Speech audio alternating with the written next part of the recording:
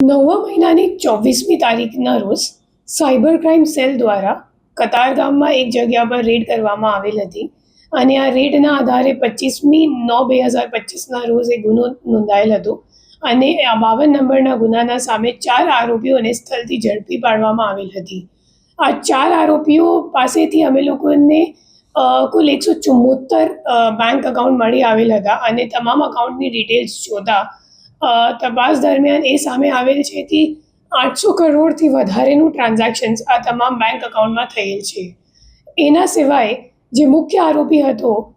મિત શાહ, તપાસ દરમિયાન એમનો ફોન ચેક કરતા એમની એક ચેટ મળી આવેલ હતી જેમાં એક વર્ચ્યુઅલ નેમ અને વર્ચ્યુઅલ નંબર, જે નેમ હતો એમનો એ ડ્રેગન હતો અને એક વર્ચ્યુઅલ નંબર, એમની સાથે એમની એક ચેટ હતી વોટ્સએપ ઉપર અને એ ચેટમાં મોટાભાગે એ લોકો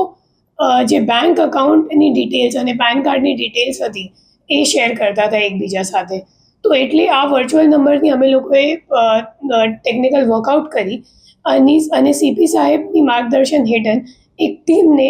બનાસકાંઠા ભીલડી ખાતે મોકલી આપવામાં આવેલ હતો. તપાસ આ ગુનામાં આગળ પણ તપાસ ચાલુ છે.